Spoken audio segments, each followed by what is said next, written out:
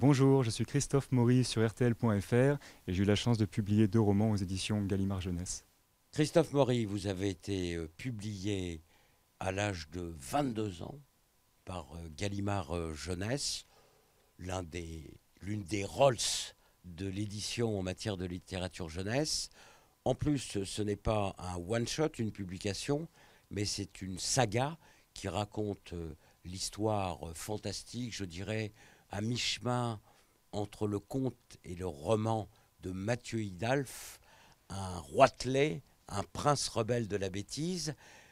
Vous savez qu'actuellement, nous organisons avec Gallimard Jeunesse et Télérama un concours jeunesse. Ça aurait pu être votre histoire il y a 3 ou 4 ans. Nous allons éditer, publier une plume dont a priori ce n'est pas le boulot. Il n'a jamais été publié auparavant et il va avoir la chance de pouvoir se retrouver comme vous aujourd'hui en librairie. Ce que je voudrais savoir et ce qui intéresse énormément les gens, quand on commence à travailler sur un roman, par définition, on n'est pas payé par l'éditeur puisqu'on n'est pas publié. Dans ce cas précis, comment on se débrouille quand on a 22, 23 ans pour écrire sans être payé?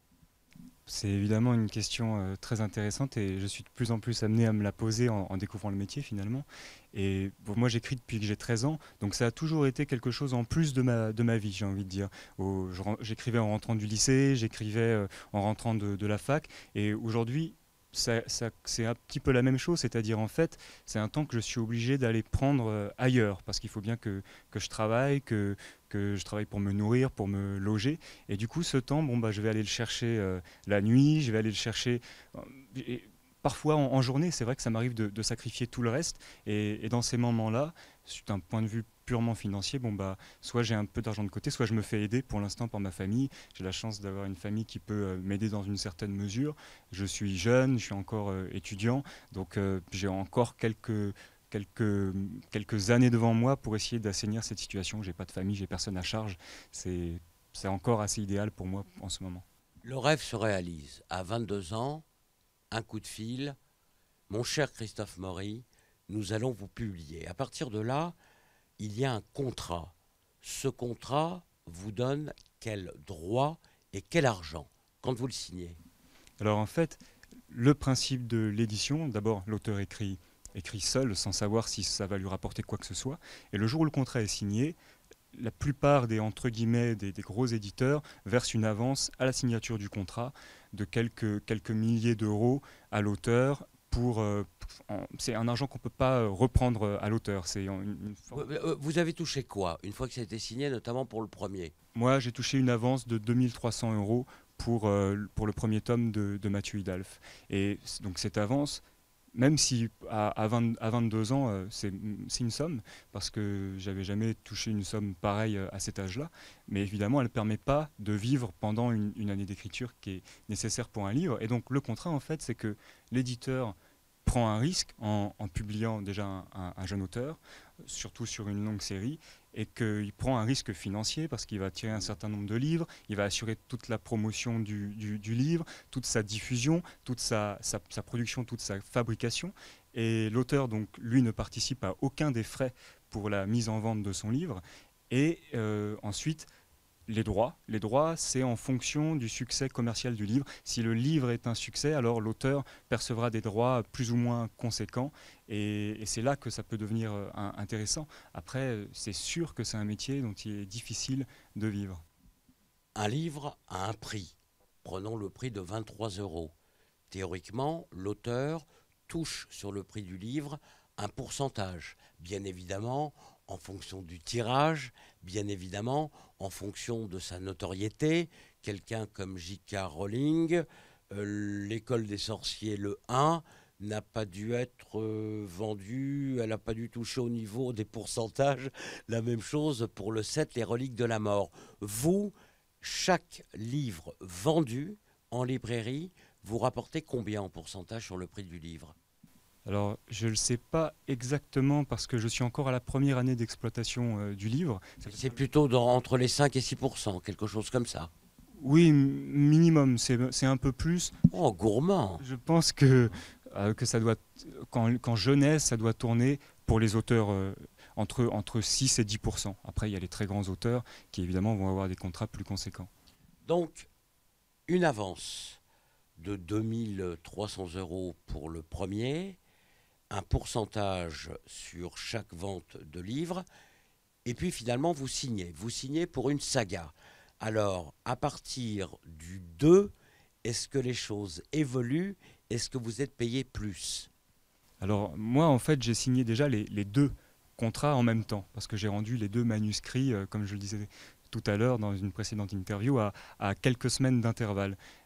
Après, évidemment, si pour l'instant ça se passe très bien, il est possible que le contrat du tome 3 soit revalorisé. Ça, c'est un jeu comme entre tout employeur et sa direction, un jeu de collaboration. Il faut trouver des accords je pense qu'on les trouvera. En tout cas, au fil des années et au fil des opus, on continue à vous payer, je ne parle pas des ventes, mais à vous payer pour écrire, pour continuer la saga. Pas, pas tout à fait, j'ai envie de dire, puisque on signe un contrat à la remise du manuscrit.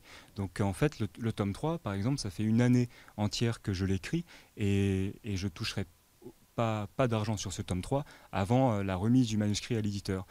Bien sûr, ça a des inconvénients. Quelque part, c'est aussi rassurant pour l'auteur parce que je sais que je reste libre quoi qu'il arrive. Moi, je signe mon contrat à chaque remise de manuscrit. C'est un poids en moins sur mes épaules. Je ne suis pas payé pour un travail que j'ai pas fait. Quelque part, c'est aussi rassurant dans ma position de jeune auteur qui apprend encore ce métier. Je sais que je serai payé pour mon travail une fois que mes éditeurs l'auront validé, l'auront lu, l'auront eu entre les mains. Est-ce que aujourd'hui, 2 ans après la remise du manuscrit, du 1 et du 2, est-ce que vous avez déjà touché vos droits d'auteur? Alors pas encore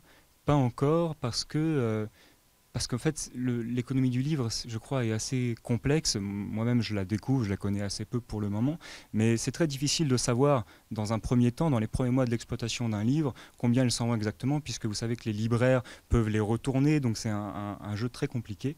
Mais j'ai mon premier relevé de droit, et ça c'est un moment aussi amusant et important, et je l'attends avec impatience, qui va bientôt arriver. J'en saurai plus à ce moment-là. Mais pour l'instant, c'est des questions, je ne peux pas vraiment y répondre parce que j'ai pas encore. Vous avez une estimation à peu près de ce que vous allez toucher sur les 1 et 2, en gros? Sincèrement, je sais pas non plus comment marche. Je vais découvrir tout ça. Est-ce que c'est un versement qui est net? Je sais même pas si les droits d'auteur. Vous voyez, en fait, moi-même, je pose des questions à ce sujet. J'en suis au tout début. Alors c'est vrai que ces questions, je me les pose parce qu'elles sont très importantes. Moi, ce que je veux dire, pour parler d'une manière générale de cette question, c'est qu'en fait, la difficulté, c'est qu'on arrive à un moment où on a des exigences professionnelles, c'est-à-dire ce livre, j'y consacre énormément de temps, énormément d'énergie, je suis en déplacement très régulièrement sur des salons le week-end, dans des librairies, et le problème, c'est de réussir à faire ce travail comme si on était un professionnel, alors que moi je suis encore à la limite de l'amateurisme. Il y a 9 mois, j'avais aucun livre sur le marché, je découvre tout ça et je suis dans cette période un peu charnière où je dois donner le temps que donnerait quelqu'un qui gagnerait sa vie avec ce livre sans que ce soit le cas. Donc évidemment, ça donne un emploi du temps beaucoup plus riche parce qu'il faut que je fasse ce travail tout en ayant une autre activité à côté et c'est pas toujours évident. Ce que l'éditeur doit savoir, en revanche, c'est combien de tomes 1 et de tomes 2 ont été vendus à ce jour. Alors le tome 2, pas encore parce que c'est trop tôt. Le tome 1, ça va vous sembler curieux, je n'ai jamais posé la question directement à mes éditeurs. Je devrais sans doute, c'est quelque chose qui m'intéresse évidemment, mais pour moi la priorité, comme je suis dans une longue série, c'est l'écriture et c'est de me sortir de cette passion, de ce travail la tête haute. Après, je sais quand même, a priori, au moins du tome 1, il devrait y avoir, je crois, quelque chose comme 15 000 exemplaires de vendus. 15 000 exemplaires pour un roman jeunesse, c'est déjà un beau score. On considère qu'à 20 000, c'est un succès. Oh, bah, moi, je suis de toute façon très heureux de la destinée de ce livre pour l'instant et je suis très heureux si ces chiffres se confirment. Pour moi, c'est de toute façon une grande joie et un succès. Et puis le succès, c'est surtout de commencer à rencontrer des lecteurs fréquemment. Aujourd'hui, mes tout premiers salons, je rencontrais des enfants qui venaient me voir par hasard. Maintenant, je commence à trouver des lecteurs et ça, c'est complètement merveilleux et unique. Et c'est ce qui est merveilleux quand on est engagé dans une saga, c'est qu'on retrouve des lecteurs d'un tome à l'autre. Il y a évidemment le plaisir de l'écriture, le plaisir d'être lu, mais aujourd'hui, on ne peut pas dire que vous vivez encore de l'écriture. Alors je vis pas, non, Vous vivotez. en fait, en ce moment, je ne vis pas du tout de l'écriture. Ce sera peut-être le cas dans les mois à venir, quand je toucherai le fruit de l'exploitation du tome 1 et du début du tome 2. Mais pour l'instant, je vis malgré tout de l'écriture parce que c'est ce qui remplit tout simplement ma vie. Mais j'en vis comme un poète qui se nourrit d'eau fraîche et de soleil. Et pour moi, c'est évidemment le plus important actuellement. C'est un très grand défi, pas que pour Mathieu, mais pour moi aussi d'aller au bout de cette série. C'est un immense engagement. Tout à l'heure, on parlait du tout début de cette aventure. Toutes les premières nuits, après la signature de mon contrat, je me disais, mais dans quoi est-ce que tu t'es engagé, Christophe? Tu vas jamais réussir à écrire ces 5 tomes. Et au fil des mois, bon, bah, je suis dans le nerf de la guerre. Ça se passe bien. J'apprends beaucoup de mes éditeurs. Ça, c'est une vraie chance. J'apprends beaucoup de toute cette aventure. Ça fait déjà 2 ans qu'elle a commencé pour moi. Et c'est déjà très, très riche. Alors évidemment, là, je m'éloigne de la question financière, qui est très importante et qui sera de plus en plus importante. En tout cas, c'est une question que beaucoup de gens se posent. Est-ce qu'on peut vivre de l'écriture? C'est pas simple, hein? On peut en vivre chez Gallimard Jeunesse, et heureusement, parce que c'est quand même un des plus grands éditeurs français. Je connais je connais des auteurs qui en vivent et qui en vivent bien. Heureusement, ce sont de très grands auteurs. Bien sûr, pour revenir à ce que je disais, moi j'ai la chance d'être encore jeune, d'avoir personne à charge, et du coup de me consacrer presque exclusivement à la passion de l'écriture. Mais dans quelques années, si j'ai des enfants, si j'ai un foyer, si j'ai des responsabilités, il est évident que ces questions, j'y penserai beaucoup plus fortement, parce qu'il faudra faire de vrais choix. Maintenant que c'est parti, parce que c'est parti, vous êtes déjà sur une saga de 5 Mathieu Hidalf, ce qui n'est pas rien. Vous avez commencé à 22. Si on considère, allez quoi, une publication à peu près tous les 9 mois, si vous tenez le rythme, pratiquement à 26 ans, 27 ans, vous aurez déjà derrière vous une saga. Est-ce que depuis que vous vous êtes lancé dans l'écriture avec à la clé la publication, la teinte de votre vie a changé? Oui, elle a réellement changé, et elle a surtout changé parce que je parlais tout à l'heure de la légitimité.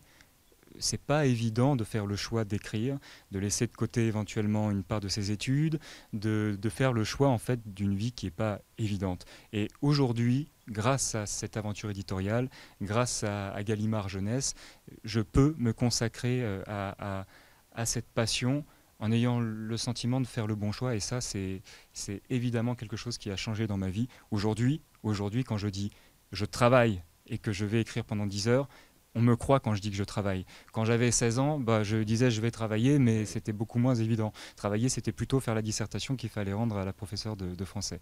Quel est le conseil que vous donnez à une personne qui, comme vous, avait cette envie chevillée au corps d'écrire par rapport au concours roman jeunesse?